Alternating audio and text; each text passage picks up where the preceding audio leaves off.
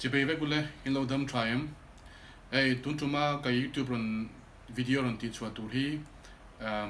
mà mi ang lâu develop in trong cái zong hoi thấu xí in thu bùi cái vụ đó na chú thu lệ là lama tui mi đi tan tí ni à ai giết mi cho nó te han tí khang lang la cái ni là cả chuan cái ni TV atan chuan moi lo mấy thế na in với cái chú SMS cái đông à tiếng lệ cái bu cái gì về ang cái chân chính hi mi tên chia riêng sẽ về sẽ là atia Asia đang coi nga hong mang hi hanin shil mấy har sa a mai chan le thil te ni mat lo chuan in le ka bu lo chiar tam ro ka tia ta chuan ka ru hen rik ta reng maya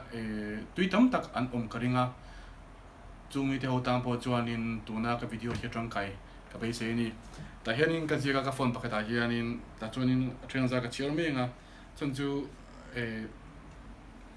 audio record ve ha kala thiam tu lo wa tin phone mang ve ai tia sim ka ni wangin chuan ama sa pala chuan in hun thol nei te man thiam hun thol nei ai de TV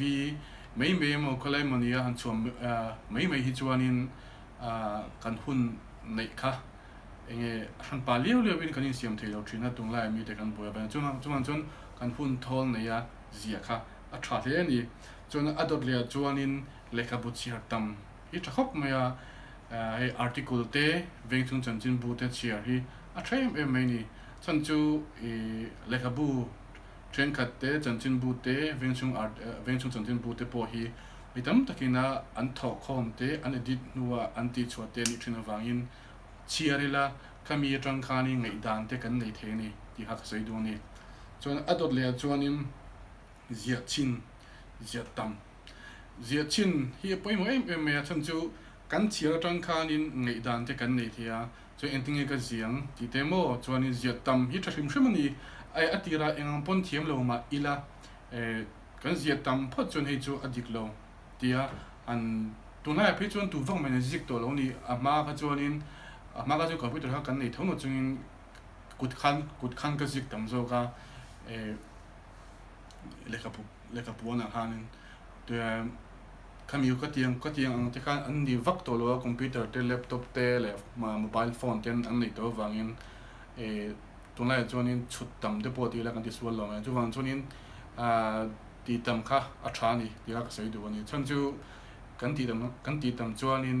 a thiam te kha nakina inkom na hun te kan nei the ya ang ku chuak an chian hun te kan nei the ya kami tang khan in min la pui le the ni ti la ka sei du ani chu wang chuan in hun thol kan nei a khan in zia tama chiar tam a tha ka ti chuan in college le enmali zirlai te kan ni chuan in ai kan college library te waime library mi te hi chiar tam theila kan hlok pui khopang ti la ka sei du ani chuan in mizo thantu sang hi long to ta angila an mani culture an pathian thu hoi zong te thren ka ti zetel phone ni thren chu tiang bokin mizawa de po bible mi ming thang deuh ang chi mizo na kan hriat tam ang chi chan chin te chuan in mizo history te han zetel chang hi thrin ni chuwang chuan in bible pokah chiar tha ati chuan in history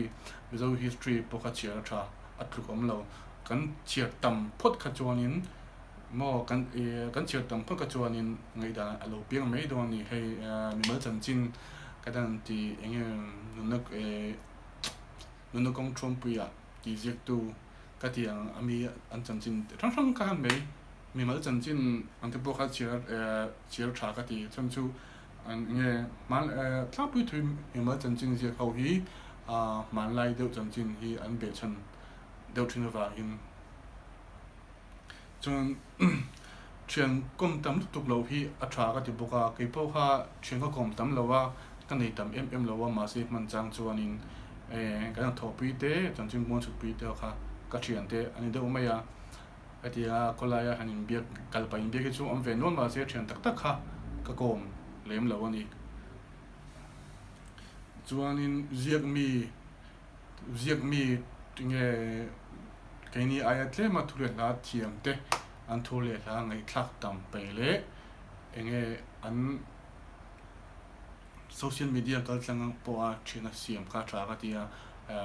IG te po follow te pon tiang so nang page te pon ni ka ringa like te po tra ka ti chan chu ni tin ti chu ka lo ma se kha to kan ti chuang ku chuak an non update ve rang hi chi ra tra ka ti chu ni pui ka ring bo ka ti chuan in atira ziak mi kan ni ta a bul tran nan khoya nge ka ti chuang tia hianin bo thlang me thea chenga chuan in leka bu nge ti chu top te kan tum thina har sa ve ani tin mi tin tlemin a bo thanga chen te on ve a itun la ya Mizoram a pe chuan leka pu sala kal lo le me le ya chuan in tinge ka ku chuak hi tinge ka pho chuang ti zong in bu soi tai la kan veng chung chan chin bu hian ti chu a tha khop mai chan chu an man ni veng chung chan chin bu news editor ti te nge editor shim khabi ka te pho khan min edit sak te ya tin an chut ni tlang pui thun sur top ten ni lai ni nga ni ten ni thina ka ti nga te pho khan in vakala hei chumi article chu ga zik ve ya patia ti chu hi tha ka ti khop me atira azak deuh mai la kan ming thup zong te pon ka a tha ka ti ya chuan nang mani pun hlok pui ka ring ani chuan in in bong hian ni ka hnunga te po le khabu lom deuh renga a then ki chu enge ati ang kongsira library ti mi te then chu ka la ani ya chuan in I thule la I tui a top